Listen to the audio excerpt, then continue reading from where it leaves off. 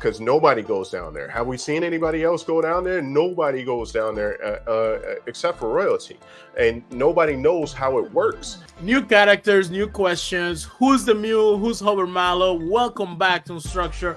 I'm your host, Lion, joined by my co-host, Mr. E.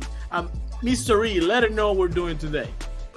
Hey, this episode was straight fire. They really got into the swing of things, and so are we. Let's get unstructured. Without further ado, let's go.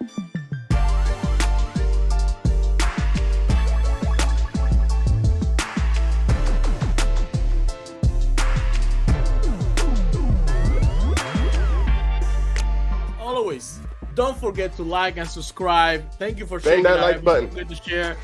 Yeah, subscribe to the channel, share it, comment. Let's have a conversation. Let's have a good time with it. And episode 2 of season 2 of Foundation, not bad. A lot of questions. Just to start off everything right. So we started off right where we left off. Harry walks out of the Prime Radiant and confronts Gale in regards to what she did. She trapped him in the Prime Radiant for over 138 years. This is the consciousness of Harry Seldon. That would drive it. Just being in solitary for that long. So he finally was able to get out. It's crazy, Let's right? keep it real. We couldn't even stay in the house for 2 years. This guy was trapped for 138 years. That's got to drive you mad. That's insane. Not just that, Gale kind of pushes back on it, and she did this because of Rage.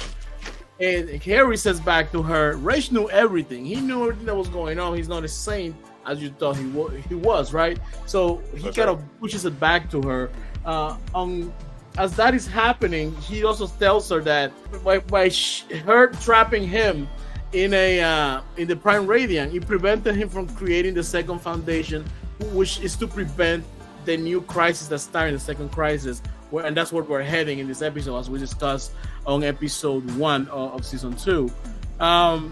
So now we have everything in place. We know from episode 1 that we're deviating from the path. Now we know there's a second crisis coming, and we know that a second foundation needs to be there in order to help prevent this second crisis. So this is what we're heading in this episode. What was your thoughts on that interaction between Harry, Salvor, who Salvor has some things in there, and Gale? If you want to do a breakdown there real quick. It was interesting because, Harry finally, like you say, he finally confronts Gale because he's been trapped for 138 years. So he has a lot to say about that, as we saw. But we get down to the real grit of things, which is the second planet was supposed to balance out the first planet from being a new dictatorship that would ultimately go against prevent the corruption from spiraling around. Exactly. They're supposed to balance each other out. Go ahead.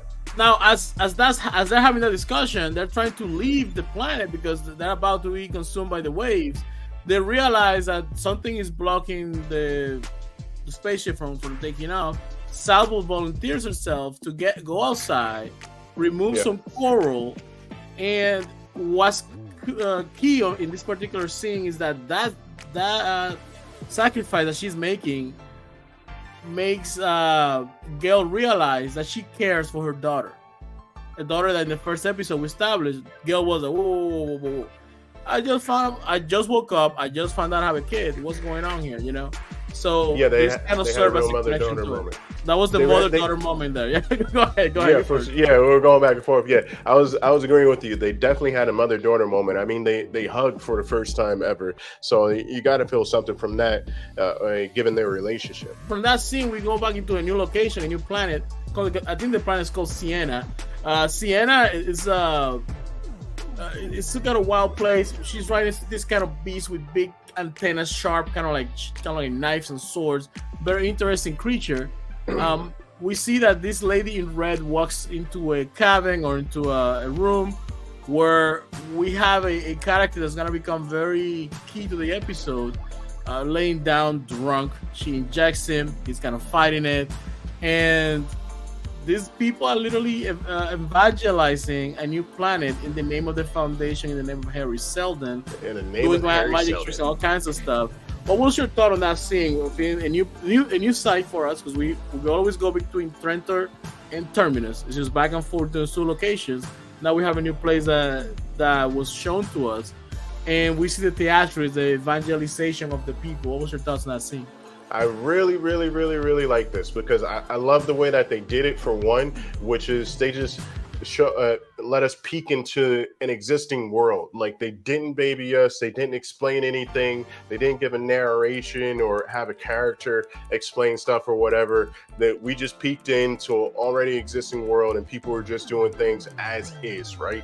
So what you're able to deduce from that is that, like you said, you have these two evangels that are evangelizing in the name of Harry Seldon for Terminus in order to get recruits. However, the one, I guess you could even call them like missionaries. One missionary guy is a drunk, and so he's sort of, I don't know whether he's bored because he's been around for 138 years, more than, or whatever. Yeah, because let's look at some background. This guy is actually Paulie Berry stuff. This is the little kid that fainted when he tried to plant the flag. He never got to do that. So this is a familiar character. He's the last person that presents the second coming of Harry Seldon when he came out of the vault. So that just to give some background. Go ahead. Sorry to interrupt.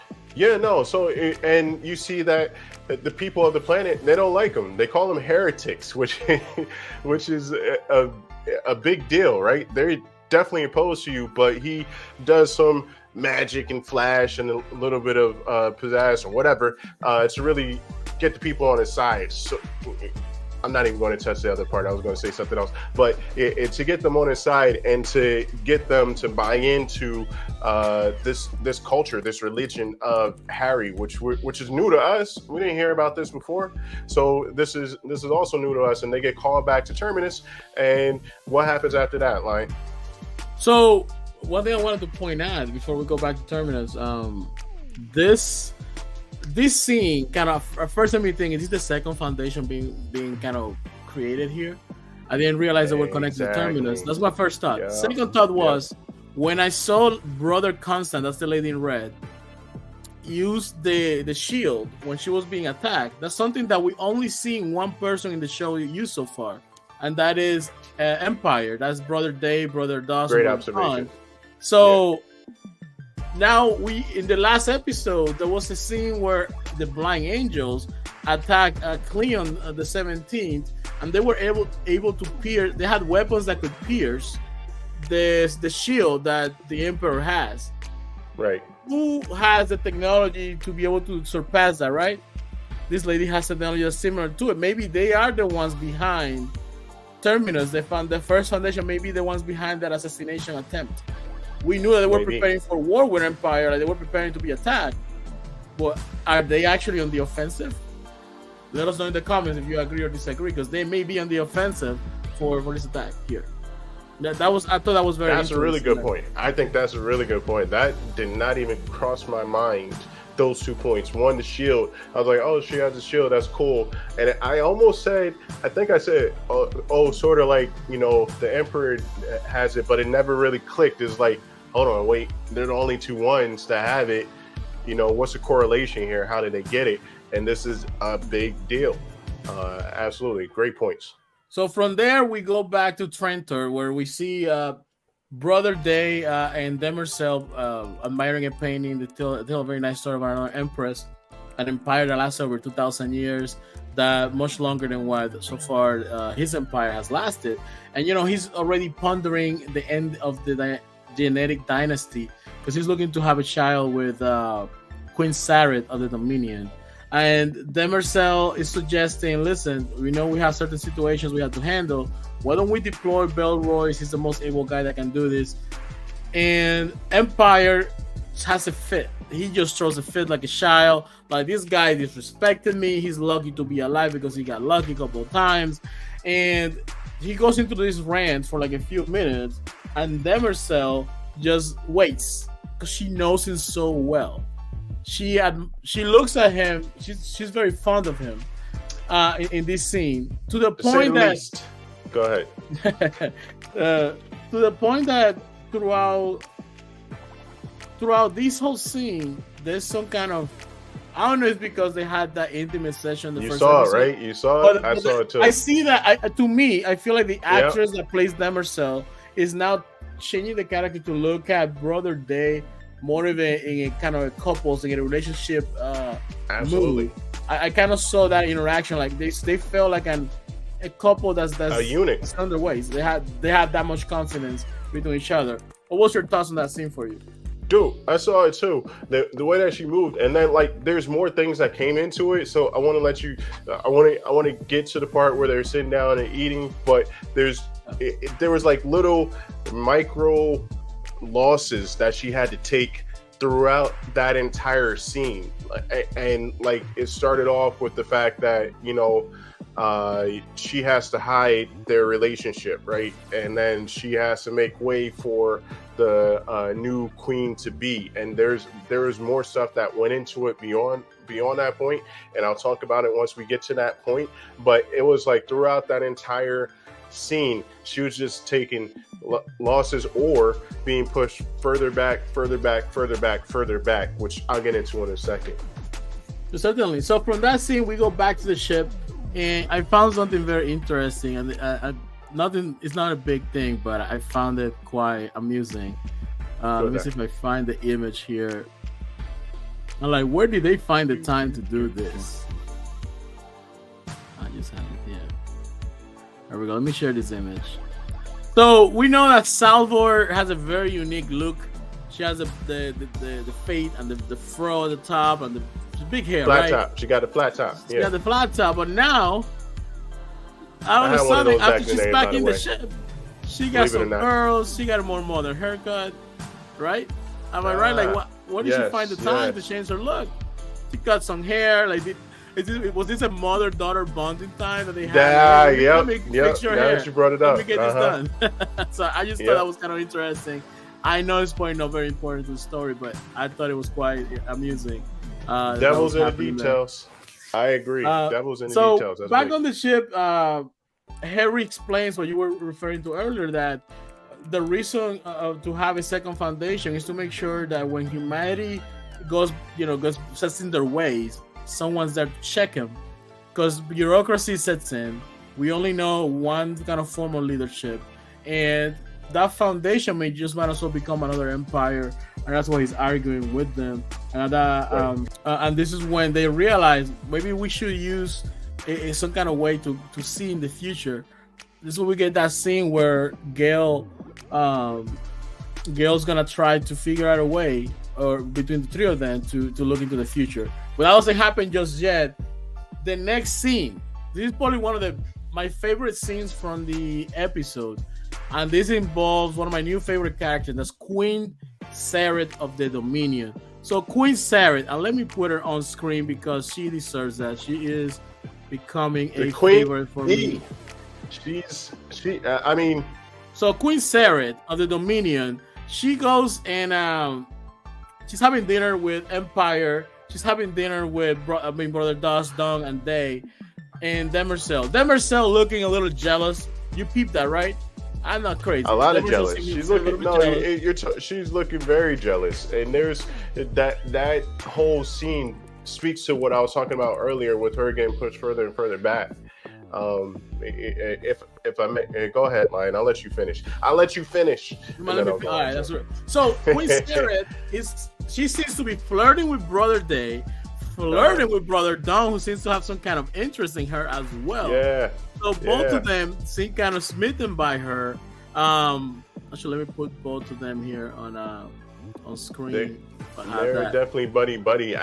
Before, like when I was just soaking all in and understanding what was going on in the scene, I thought that she was Brother Dawn's date, but no, that was Brother Day's wife to be. So I'm like, whoa. Well, they're the same person. This is just weird.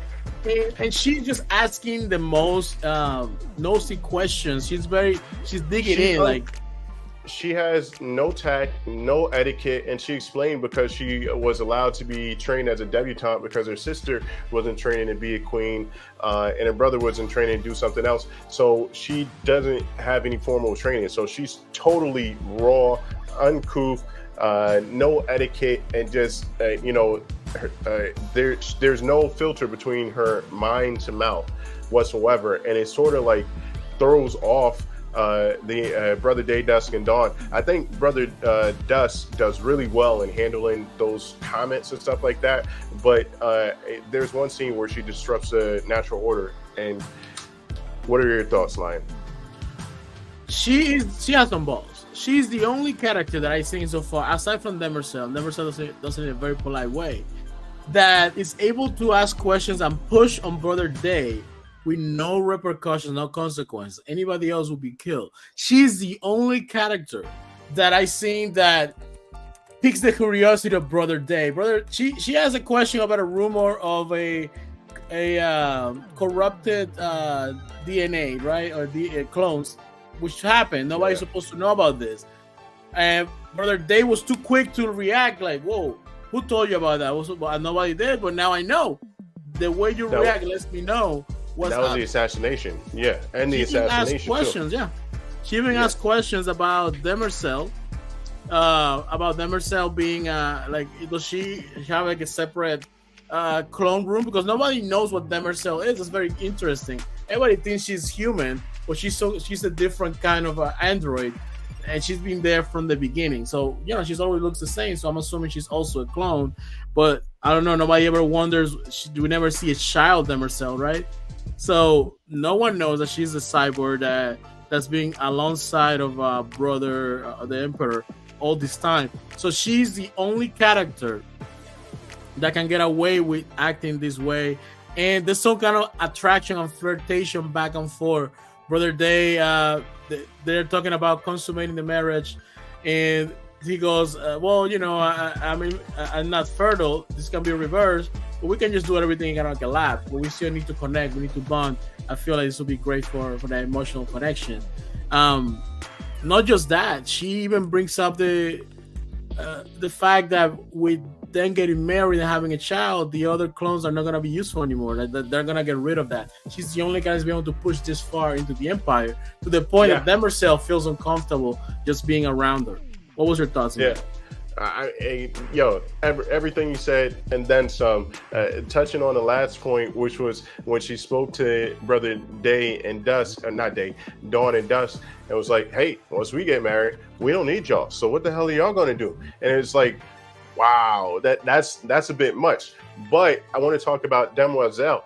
Imagine you have a girl that you're having relations with, and you invite her to dinner, but she's standing next to the table or behind you at the table, watching you eat with your future queen to be, and the future queen to be is completely doing everything that you said, which is disrupting the entire order, all the etiquette, and putting the royal members in an uncomfortable situation with something that they're not used to, because they would just chop people's heads off or whatever. And it made me think, it was like, Demoiselle is not used to this, because up until this point, Demoiselle was the highest ranking female in the Empire, right? And she ran everything, and she's watching this newcomer take her spot and do things in a way that she wouldn't do it. That's kind of like not cool. It's not the natural order of things. And then you see her ask the Queen to be. You have to give me your name line. I forgot names. Queen Sarah. You see Queen Sarah. She asks about the replacements, right? Yep. And she asks to see them, and everybody's like, "Whoa." Because nobody goes down there. Have we seen anybody else go down there? Nobody goes down there except for royalty, and nobody knows how it works, because this is important information, vulnerable information, right? This could affect the entire dynasty. And Demoiselle's put on alert, and Dawn is put on alert, and Dusk is put on alert. And you see when Day leaves the table, they sort of like sulk and get worried or whatever. They're like, I'm not comfortable with this. So in that entire moment, with everything else that was going on, which I think what I saw was Demoiselle being overtaken in power and authority by Queen Sarah, which I thought that was huge. And you have to worry that Queen Sarah, that she has some kind of ulterior motives to this. This whole scene showed me that. She mentioned the story about how she became queen, as you mentioned earlier. that some kind of accident happened that her sister died. She was the one that was supposed to be queen. Do you we think that the Empire may have something to do with this? They may have thought this other queen won't go for it, but her sister may not have any other choice, being left alone to rule. She as she said herself, she never trained to be queen, so she will be the least educated one. Yep. Cleon, or Brother Day, in his desire to have his own family, may have orchestrated this whole accident to bring her to the table. Who knows? That's a question that may come through as the show Highly goes likely. on. Highly likely. So from there, we go to another exciting scene, and this is where we're back at the ship. We have Gail trying to choke or deprive herself from oxygen, not choke herself, right? Deprive herself from oxygen so she can go into the future. I forgot how many years she went into the future. And this is where we see a very interesting character. We see a war happening, and we see this guy that was only referred to as the Mule. The only other time the Mule was referenced is in episode 1 of season 1, when at the beginning of the episode, Gail says that she's gonna meet some characters, and one of those was the Mule. That's in the first couple of minutes there on the first episode. That's the only time I ever heard of this particular character. And this guy is powerful. Eyes glow. You know what? I think I may have an image. It's good to have an image. We're talking here, and let's illustrate that. If you want to share your thoughts on that scene. Yeah, you know who it reminds me of real quick? He reminds me of Arnold Schwarzenegger in a Batman movie where it's Mr. Freeze and he had like the blue color eyes and everything. It's like, yo, he freaked me out like that. So it's kind of weird. This guy, the Mule, is very mysterious. I mean, what does a mule stand for? A mule is usually used for transportation, right? And that's about it. Am I wrong? So like, is that his deal, or is there more to it? Nobody knows. Maybe the mule that carries with destiny. I don't know. Some philosophical things for you there. It's a good one. Good one. Points.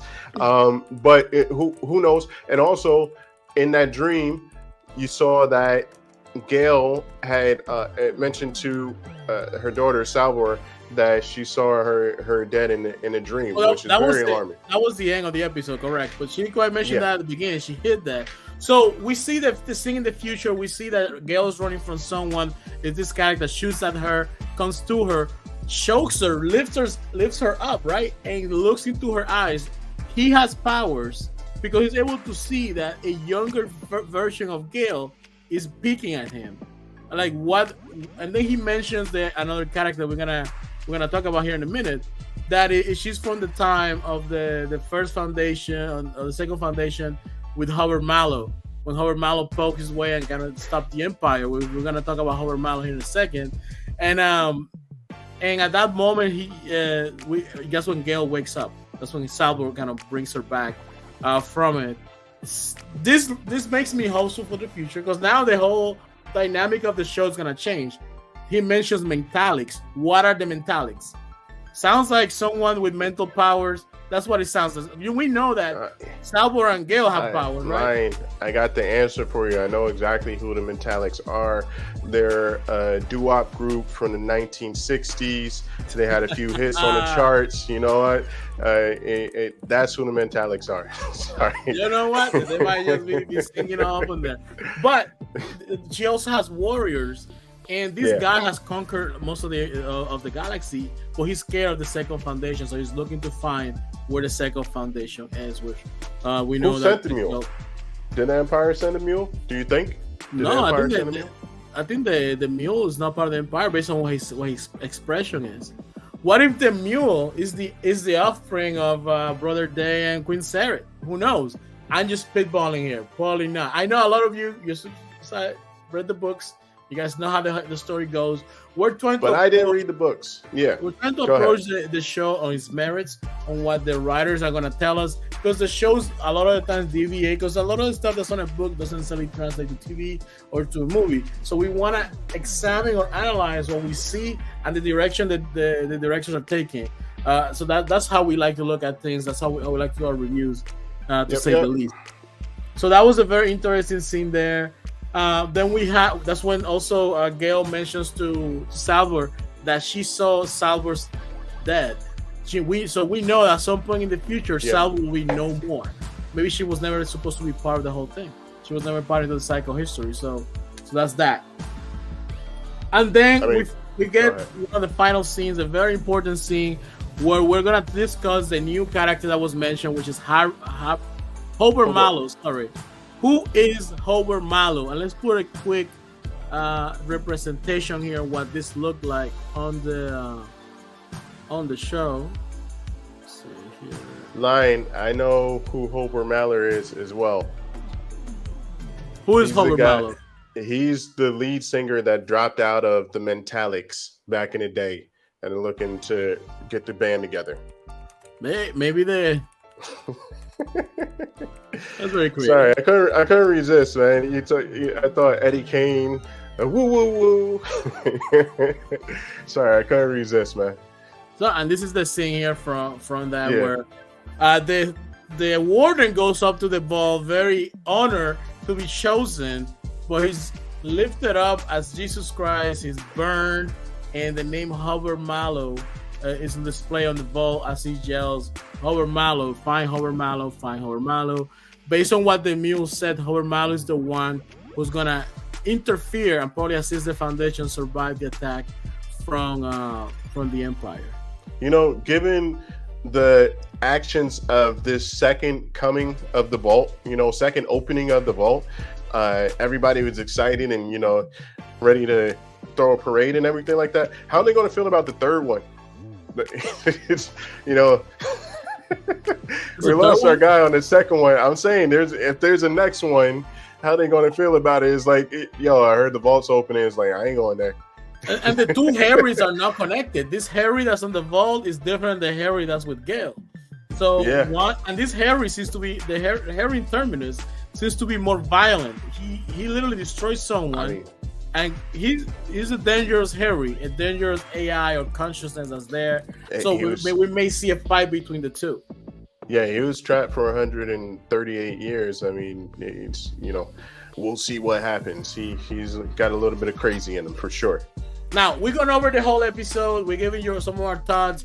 It's time to rate the episode. If you guys want to participate with us on the comments, leave us a rating from 1 to 10, what you feel this episode was. Any comments or questions you guys have of the episode or to us, we're happy to engage with y'all. So, Mr. E, what do you rate the episode? All right. So, let's see here. Last week, I rated last week's episode an 8, right? And some people agree, some people didn't agree. It's all good. I thought this episode, or the reason why I like this episode was because this whole series or this whole story, it was a premise in which Star Wars was based off of, right? But you never really, up until this point, you never really... they grabbed some. Some of it. It never really felt like that until this episode where you're dropping into different worlds and things are just happening, right? And it's moving quickly. There's a lot of storylines converging and diverging. There's a lot of I don't want to say action, but there's a lot of movement in this episode. So I'm going to give this episode a 9.2. 9.2. Wow. There you go. That's very big. That's very big of you. Yeah. So for me, I was engaged from beginning to end. I was curious. I like the new characters. I like this mystery about Hober Mallow. The mule, the Mentalics. I want to know more about that. Like, what's going on there? Planet Ignis. This is where the second foundation is going to be founded. Who's going to be part of that second foundation? What is the role of the second foundation? What makes the second foundation so special? And what makes it different from the first one? I have so many questions. I cannot wait for next Friday to see the answers. Maybe some of the answers to those questions. Queen Sarah is stealing the show when she's on screen. Lee Pace is killing the game playing Empire Brother Day. He needs an Emmy. Somebody needs to give the guy an Emmy. I gotta give this episode a 9.5. It's not perfect. It's perfect, but I completely love this episode. This really sets the tone for the rest of the season, so I completely loved it. I'm with you on that. That's a good recommendation. I mean, and one thing you brought up, Queen Sarah, I just got to ask. So it's like, leave in the comments, do you think Queen Sarah survives everything, or does she get eliminated later on? I mean, she's all over the place, and she doesn't care about feelings. So we know that love interest for the Cleons don't end up well. Episode 1, Brother Don's girl that he liked, he had a horrible ending. Let's see what happens with Queen Sarah. So maybe that's the way she goes. But aside from that, that's the episode. Stay tuned for more. We're going to be dropping some more shorts, videos, and discussing further on this. As always, it's a pleasure to be able to share this with you guys. We love doing this. So without further ado, Mr. E, take us home. Hey, we are back and we're not stopping. We got more stuff coming out. Stay tuned for the next one. We'll be back next week with another review of the Foundation. Until then, I'm E, this is Lion, and we are Unstructured.